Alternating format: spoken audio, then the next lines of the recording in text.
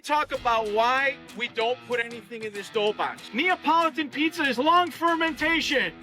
Wrong. Neapolitan pizza is high hydration. You wake up the next morning, you come to work, and this thing looks like the block. If I take a flashlight and put it on this side, you'll be able to see the tunnel. So who the troll was, you know the troll I'm talking about. Go into the edge, go straight down, pull. Into the edge, straight down, and pull. I put my first dough ball in the corner, 2 fingers away from the sides. Ciao amici, I'm Master Leo Spizzirri, and we're back. We are at the International Pizza Expo live in Columbus, Ohio, on the show floor, here with my good friends, that's right, Mama Forti and Pizza University, greatest pizza school in the United States, hands down. Everybody put your hands up and say, hell yeah. Hell yeah, Chef Leo, great job. All right, so what are we talking about today? I'm gonna give you Chef Leo's top 3 tricks on dough balls. I just had a question that popped up in a DM on Pizza University. If you haven't seen all the classes that we do, go to pizzauniversity.org. We have classes that we do every month, not every other month, not anything crazy like that. Oh, and on top of it, I also do online classes every month. Go to pizzauniversity.org if you want to see all that kind of stuff. Now, we had a class 2 weeks ago, and with my students, I was making pizzas, Neapolitan style, and the bridge from Napoli to New York. And we're talking about the evolution of where the pizza Napolitana started and how it became ultimately the New York pizza. Now, it didn't just go in a pizza box across the water and they opened it up and said, hey, we're in New York, it's New York pizza. There was a lot of things that happened in between them, right? And the dough is the most important part of this. Now, why the dough? Because, as all of you know, I'm an ambassador to the United States for the Associazione Verace Pizza Napolitana. This is the governing body of Neapolitan pizza in the entire world from Napoli. They came out with a book called the Disciplinaria, right? The Disciplinaria is literally every single part of the Neapolitan pizza spread out over about 140 pages. Literally from the dough formula to how the dough needs to be treated, to the types of ingredients that can go on it, what's approved, what's not approved. And by the way, that dough is never refrigerated. That's the biggest troll comment that I have when I talk about Neapolitan pizza online, is that, oh, this guy don't know what he's talking about. What do you mean? Neapolitan pizza is long fermentation. Wrong. Neapolitan pizza is high hydration. Neapolitan pizza needs a long time to bake. I need at least 2.5, 3 minutes. Why? Neapolitan pizza is something very specific, and as Neapolitans, we spend a lot of time making sure that we're respecting traditions that go back over 300 years, okay? At a time with no refrigeration. So if you don't have a refrigerator, those of you who have ever made pizza dough know that without a refrigerator, how hard is it to make a dough that goes 48, 72 hours? Oh, and by the way, we've got this thing inside that called yeast. Right? So how do you control that yeast? I literally was at the AVPN headquarters over the summer, and we made pizzas. 1 sack of flour, 25 kilos, right? For those of you who don't know the metric system, 55 pounds, right? Full sack of flour, temperatures creeping up over 90 degrees Fahrenheit, right? Over 30 degrees Celsius in the kitchen. Why is that important? Because if you've ever had to make dough in a place that's very hot, your best thing that you can do is learn how to make Neapolitan pizza. Why? Because all of a sudden you start to learn that this is controllable, but there's parameters that you need to work within to control it. So when we talk about a mixer going from having a bowl that sits flat inside of the machine and does not move, those are called planetary style mixers.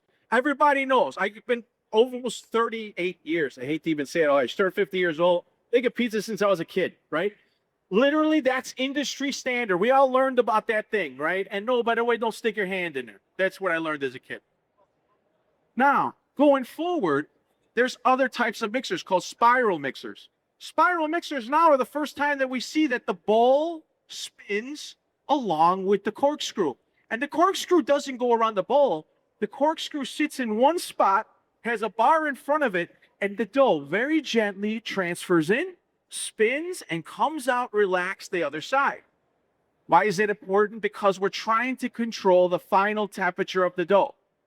If you ate pizzas with me yesterday, you would have seen that my dough balls looked very different than they did.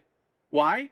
Because no condition, if you're going to be at Pizzaiolo making a dough in a trade show, it's very difficult to control Mother Nature.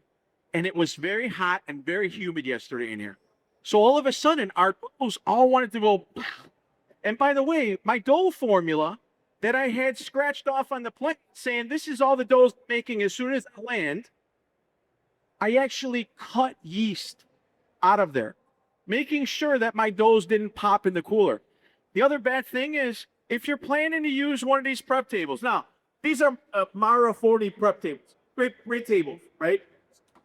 You've probably seen these a million times that everybody's got it, Mara prep kit. This is a 3-door. If in your pizzeria or in your restaurant, that's going to be main dough storage, well, guess what? There's devices out there that you can put inside of your coolers or your refrigerators that, just like that doorbell, you can look at your phone on the app and see what your temperatures are. Believe it or not, it's a thing, right? Unfortunately, these prep tables are made to hold 36 degrees and lower during business operations. They're not made to store dough at a very specific temperature for long periods of time. That's really important to remember because that thing just knows how to keep itself cold. And if all of a sudden you take, I don't know, let's call it 7, 8 dough balls per door. So let's say we put 24 dough boxes full of doughs. Hey, chef, we just figured out a solution. I don't need an extra big refrigerator to store my dough, or I don't have to worry about the cooler. Guess what? If this dough is 74 degrees, and all of a sudden you take that thing and you stick it inside this cooler, I don't care how good this cooler is, how hard of a time do you think that it's going to have maintaining that cold temperature? And then all of a sudden, our friend yeast wants to pop and do its thing. You wake up the next morning, you come to work, and this thing looks like the Blob. You open the door and it's all pushing out. The dough boxes are all lifted. They're all dried out. Just remember this. It's important. Dough is the most important piece of our pizza. It's not about the cheese and the sauce and the toppings. It's about this. Because why? Again, I'm not cherry picking. I'm a pretty good pizza maker. When you look at our pizzas to make a Neapolitan pizza and you see that it's full of air, right? It's because the process was respected. If you have a pizza and you look at this, it's called the cornicione, right? If I take a flashlight and put it on this side, you'll be able to see the tunnel and the spike web inside, the gluten net. And this is what it's all about. We train in every single style of pizza at Pizza University. So when we do our classes, you're going to get the experience of making multiple styles and understanding that. Now let's go back to this cooler. Inside that cooler, you pull out the dough and all of a sudden it looks like a blob. What are you going to do? Throw the dough out? No, you still got to open for business. You still got to work, right? It takes a very skilled hand to manage a dough that looks like it's overproofed and sloppy. This is where the art of Neapolitan pizza comes in. If you're an apprentice learning how to work in a Neapolitan pizzeria, you're not going to step up on the line on Friday night stretching doughs. No way. You're going to spend at least 18 months lugging flour sacks, watching dough being made. And then, by the way, there's another amazing job. This is called our pala, right? The pizza peel. Neapolitan pizza. The apprentice, they call him Morto.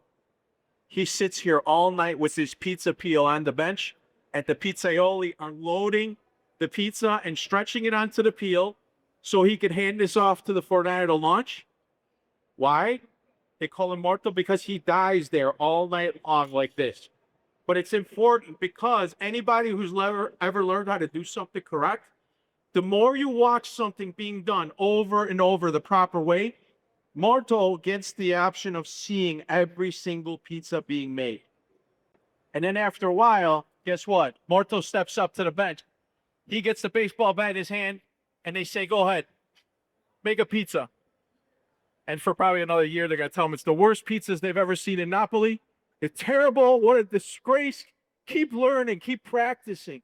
I'm just kidding. Sometimes it's colorful, sometimes it's not. Now, if there's no refrigeration, that means that we're using very little yeast. We have to use very little water. So who the troll was, you know the troll I'm talking about that argued with about Neapolitan pizza having to be over 65% hydration. We all speak the same language. I remember being a young pizza maker not knowing what hydration meant. Hydration is the amount of water in your dough formula compared to the total flour weight. Okay? And take that number and it's a percentage. If you were to make 65% hydration with this day and age, it's considered 65. Back in the day, used to be a lot of water, though, right? But all of a sudden, 65 is like, oh, this is the starting point for our dough. And we want to go higher, right? Average hydration of real Neapolitan pizza is somewhere between 55.8% to about 59. Chef Leo, first time on the internet, he just said that he absolutely does not know what he's talking about. I got it on camera, and Scott Wiener's here to prove it. Sir, if you were to put all that water into this dough, even if you were to put just a pinch of yeast inside that dough, what do you think happens to that dough that's really loose? It's much easier to proof and rise, right? So the Neapolitan dough by design is tight so that Mother Nature is restricted from allowing that dough to open up. Morto, when he goes and starts making his first pizzas, do you think they put him on the line on a busy Friday night, Saturday night to make his pizzas? Hell no. What do you think? What's the first shift he's working? Lunch, right? Lunch, because now maybe it's not so busy. Once in a while they get a little pop. He's making pizzas, he's learning. But they also let him work that because the dough is still in its most beautiful spot. The art of the Pizzaiolo was what was certified by UNESCO as part of the Neapolitan heritage. The hands of the pizza maker and not so much the pizza. When this thing looks like the blob and it's popping out, it takes a very skilled hand to take a dough ball that now is square and turn it into a round pizza.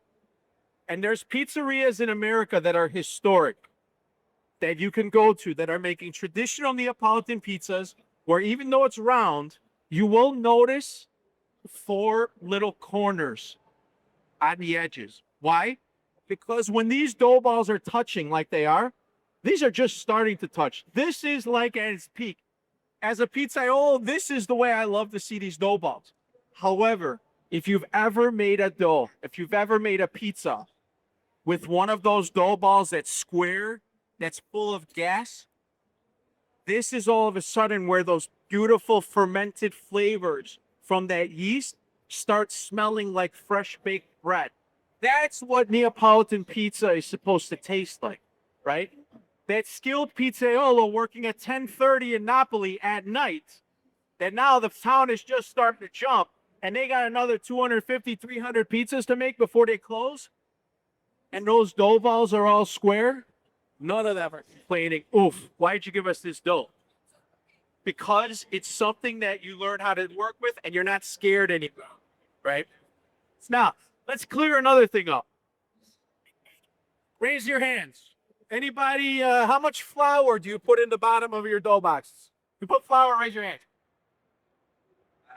You guys saw this before. How about oil? Anybody put oil in the bottom? Couple of you? All right.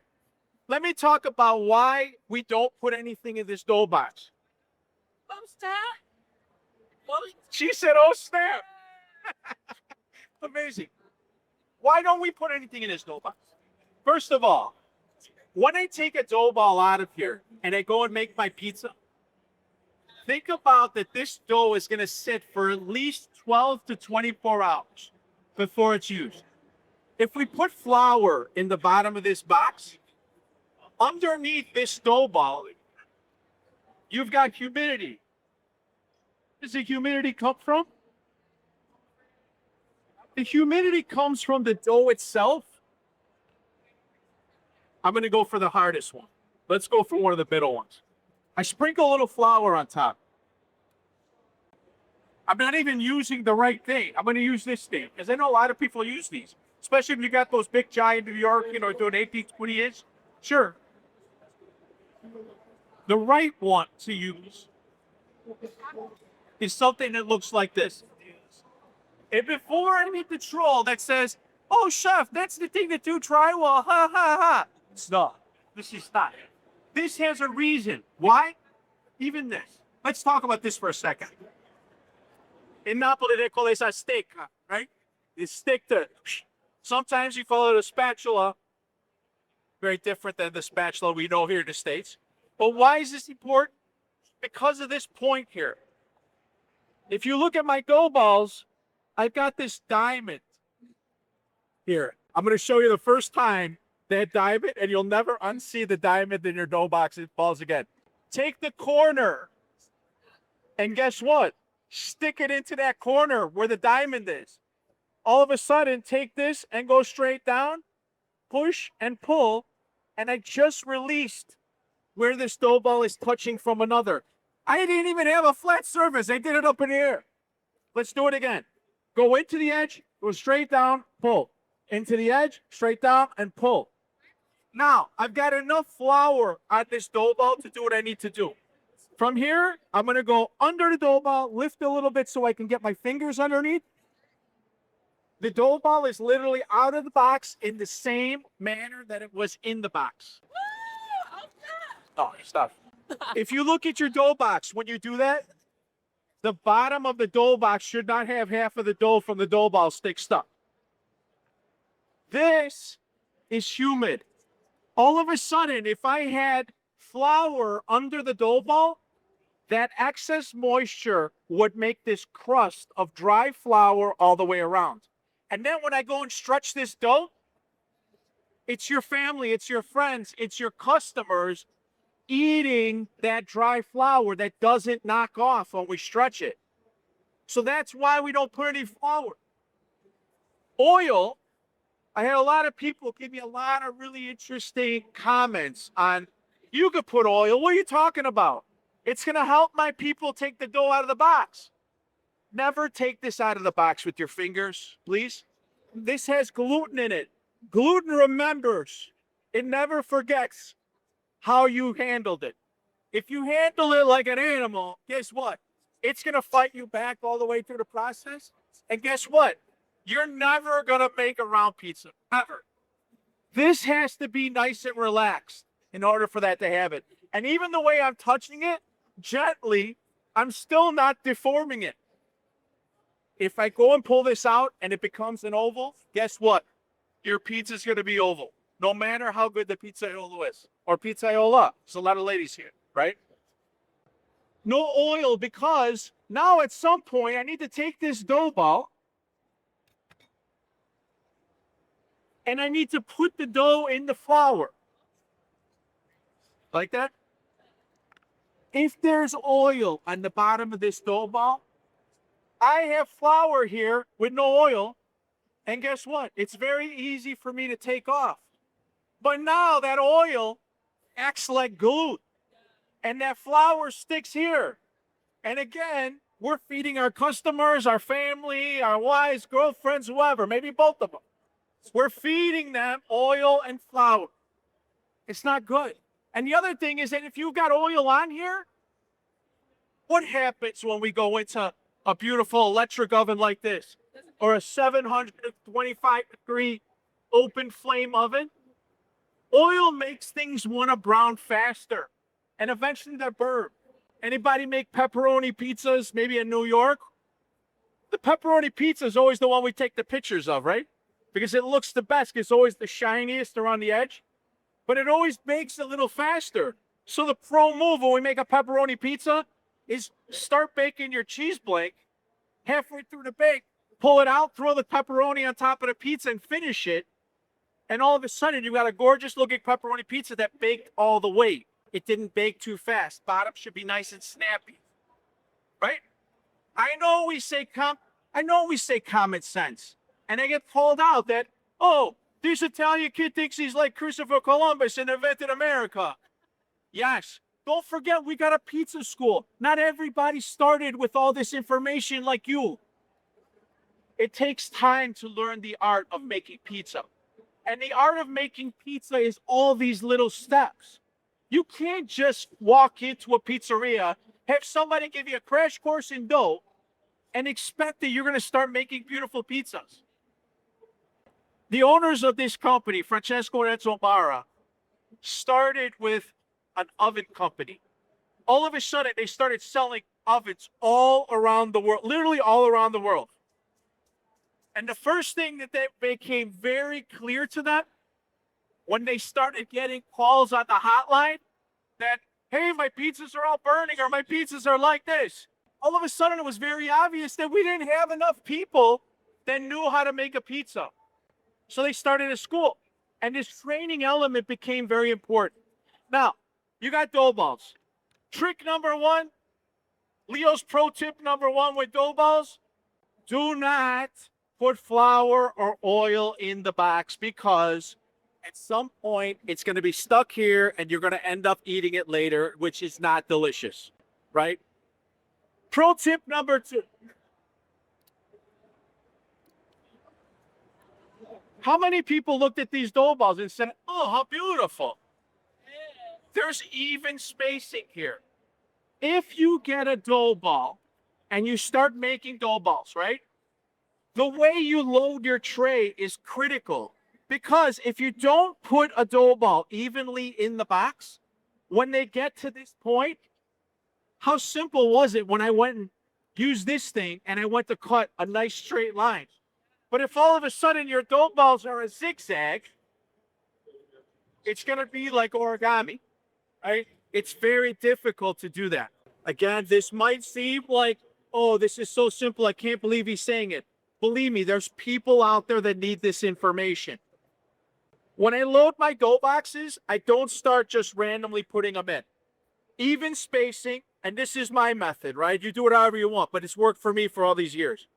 I start with 2 fingers from the edge of the dough box, and I start in the corner. I put my first dough ball in the corner, 2 fingers away from the sides. Next one, I find where the center line of the box is. If your dough boxes have one of those cool X's in the bottom, where the center point is the center of the box. So find the center point, find where you just put that dough ball in the back, and put that in the middle for number 2. Now that you know where number 2 is, you can either put the dough ball in the corner and start with number 3, or you could say, I know 2 fingers is here, and so on. Once I have the first row, now I'm just backfilling the rest of them in. And all of a sudden, you've got even rows in your dough box, which are very easy to take out. Now, number 3, we talked about refrigerating dough. If I was making Neapolitan dough, it wouldn't be a big deal because this would sit aside. However, in your refrigerator, there's this little fan that keeps blowing, circulating cold air to keep the box cold. If I was to keep this out, the dough balls get dry. And all of a sudden, you go and stretch a dough ball, and the top of your dough ball has this skin. And all of a sudden, you use that dough ball, and you make a pizza, and the side of the pizza looks like your grandma's hand, right? You know what I'm talking about. You see the top of your grandma's hand? Like, it's got all those weird cracks and lines in it, right? The reason that happened is because this dough ball got dried out. So we put another dough box on top until the point where you got all your dough boxes. And then, can you imagine this? I swear, I can't even make this up. Guess what else they make? Lids. So when you're done, you take this and you put it on. Internet is going to blow up when he shows this, I guarantee. Oh, something. It's really important that when you put these on, If all of a sudden these are not lined up properly, the air from that refrigerator gets in here, and guess what? Even though you made the dough balls right, they're still going to end up with that skin on them. So pro tip number 3, cover the dough balls and make sure that the boxes are sealed closed, even the ones underneath. We have an amazing partner, Mara 40 boxes. We got these from our friends over at MFG Trade, right? We do a lot of work with MFG. They were very kind to us. We've used them for many years. It just happens that we like things that are red because it reminds us of Ferraris. That's how that oven was created. That's why we bring the red dough boxes on the road. But something like this is really amazing because the dough boxes actually lock into place, and you'll know if they're not locked into place. If you don't have this really tightly sealed, it's very difficult. I'm pushing as hard as I can. It's very difficult to snap these open. That's how tight they are. But when you have these dough boxes inside of your cooler, there's no possible way that you're going to get air inside there. The only way that air is going to be inside is if these are not nested or seated all the way, and then all of a sudden it creates that problem. 3 of the most simple tricks that are the most common that I get questions about when we have our Pizza University Instagram, Ask Chef Leo Instagram. If you haven't followed me, I got all kinds of videos, tips, and tricks on making pizza, all styles of pizza.